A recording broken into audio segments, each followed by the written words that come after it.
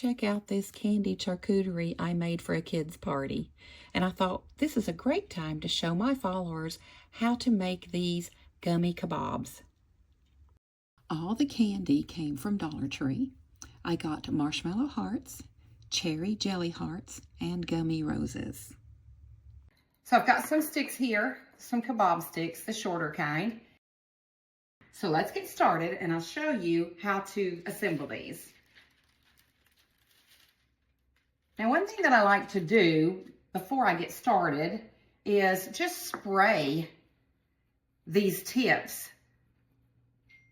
with some cooking spray.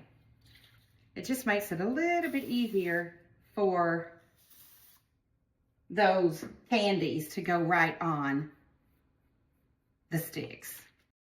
So, right off the bat, the very first thing we'll do is start sliding the candies on.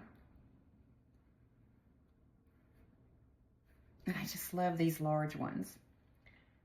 And we'll put on maybe 2 of the roses. And finish it off with one of these other gummy hearts.